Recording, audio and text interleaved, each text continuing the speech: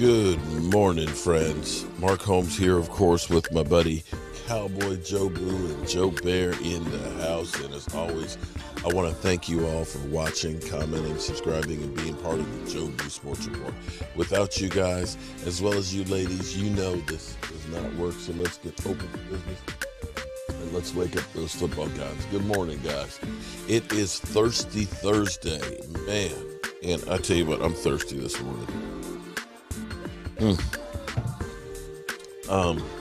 We had a great live stream last night with the schedule release. Of course, we looked at the schedule, we went through it. Now, later on, I'm going to go through game by game and give you at least my predictions on the record. It's crazy, besides these damn dogs. I had to get back up at 3 o'clock this morning to get my daughter to the train station, and I have her dog, and her dog is, I'm going to start some shit type of a dog. And he's outside right now starting some shit. In fact, hold up. I need to go hit him with the spray bottle. Sorry about that, y'all.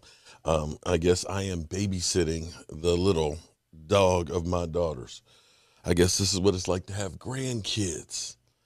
I don't have any, but I've got a dog that sets off all the other dogs.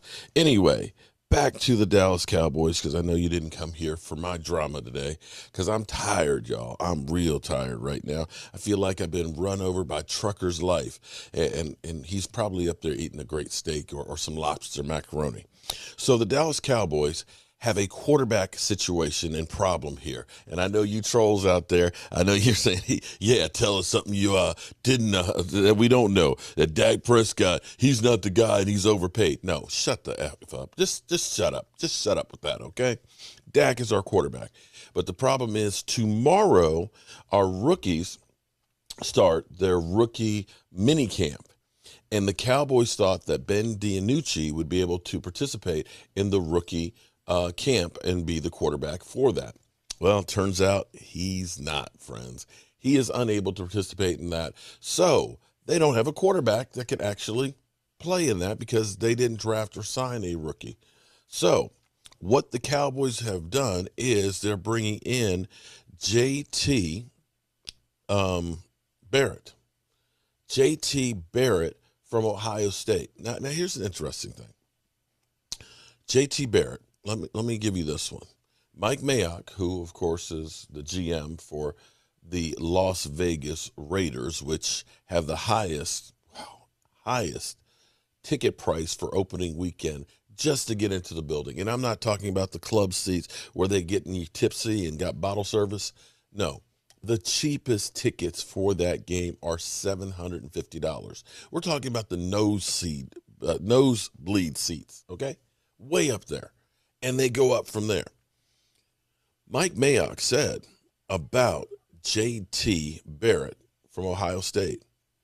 I just asked Mike Mayock of NFL analyst Mike Mayock about OSU players, about JT Barrett. He said he has everything you want in a quarterback except a high-level talent. But he said he expects him to go late and be in the league for a lot of years. It's an interesting take. JT, his draft stock, this is kind of incredible when you think about it. One of the most polarizing players to don the scarlet and gray is now taking the next step in becoming an NFL quarterback. Despite his ups and downs career with the Buckeyes, three-time captain JT Barrett is one of the most decorated quarterbacks in Ohio State and Big Ten history. He broke 39 records during his time in Columbus and is now setting his sights on pro football. The only three-time captain in Ohio State football history, Barrett's leadership skills have never been in question. The locker room was behind him since day one, and he didn't let the quarterback competition between Carnell Jones in 2015 affect how he led the team or performed or called upon. His level-headed approach saved the Buckeyes countless times from getting too far behind. Barrett is also the only quarterback in Ohio State history to ever beat rivals Michigan as a starter 4 times. The quarterback totaled 44 starts during his college career and set a school record with 38 victories among them. He was named Big Ten Quarterback of the Year 3 times and set conference records for career totals in yards, 12,697 yards, besting Drew Brees' prior record in touchdown passes, 104, and touchdowns responsible for 147, among others. There's no doubt that he set a new standard among Big Ten conference, but he also set an incredibly high bar for future quarterbacks at Ohio State, setting 35 school records. Wow. Wow. That's freaking amazing. This, let's be clear here. JD is probably a camp body. He's been with New Orleans, had a cup of coffee with Seattle, with Pittsburgh, and he was signed with the Spring League this past year. So the Cowboys need somebody to come in. Now, could this be lightning in a bottle? Well, you never know. You never, ever know about somebody who gets the opportunity with the right coaching and everything else. But more than anything else, probably not.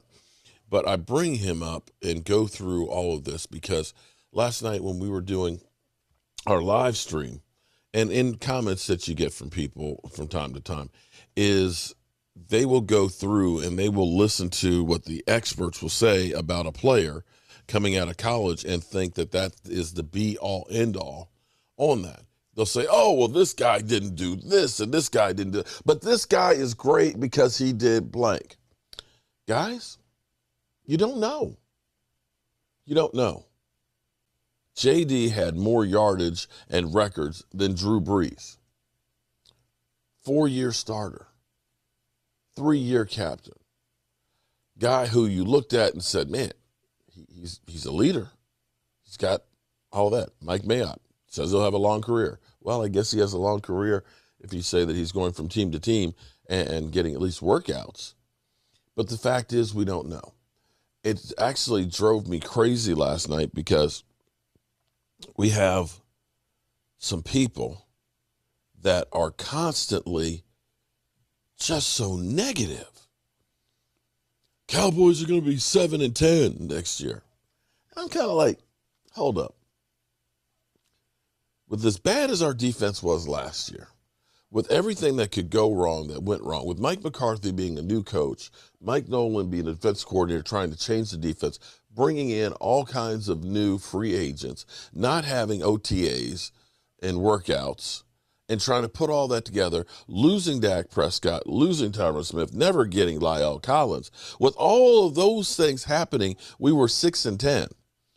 So you're actually saying getting those guys back, getting a different defensive coordinator, getting draft picks on the defense, getting younger because Sean Lee, Tyrone Crawford, and guys like that are retired, putting other players on notice that if you're not going to be about it, you're going to not be here. Having a complete turnaround. Having an easier schedule, only facing 5 teams that actually made the playoffs last year. That you think we're only going to win one more game than we did last year? And, oh, by the way, we added one more game to the schedule. So basically you're saying we're going to have the same season we had last year? And I'm just kind of like, are you stupid or something? I'm as stupid as a stupid does. oh, this dog's going to drive me crazy. Leroy, oh my God. Stupid as stupid does, man. Leroy needs to take a chill. Chill, dog, chill. I'm just kind of like, really? Really? Here's my thing. I don't know what the Cowboys record's going to be. I can try and predict. I can go through the games and say, I think we're better than the Eagles. I think we're better than the Giants. I think that the Washington football team is overrated. I just think that they are because of the competition that they face. We have the defense. They say, oh, they're lights out. They're the 85 Bears, so to speak, and they will be a really good defensive team. But I also have to look at the competition. To me, this sounds a lot like the year before with the Philadelphia Eagles where they said Carson Wentz has it. Oh, my God, those last 5 games that Carson Wentz played down the stretch, he gets it. He's on a roll. But it was against us and Dak with a hurt shoulder They only scored 17 points. It was against the Giants. It was against Washington and another team that was downtrodden. So was it that he was great down the stretch, or was he looking good because they were playing bad competition? And I got to say this about the Washington team, that they played bad competition. Sorry, there were no offensive juggernauts the second half of the season. In fact, there were very few offensive juggernauts, period. But be that as it may, I think the Cowboys will have a good season. But you can look, you can look and see people trying to predict what teams are going to do or players are going to do. More times than not, they're not anywhere close to it. And instead of sitting here worrying, going, woe is me, the Cowboys are going to suck, and being miserable for the next 4 or 5 months, why waste your time worrying about something you cannot control? If it happens, deal with it when it happens. In the meantime, try and enjoy yourself. Don't waste your time. At least that's what I do. I'm going to be hopeful about the season. I'll be realistic about the season, but I'm not going to lose sleep over what might not happen. So let's just wait and see what we got. As always, friends, you know what time it is. It's time for us to go to work. I appreciate each and every one of you guys, and I will be back later. Being part of the show for the sports report.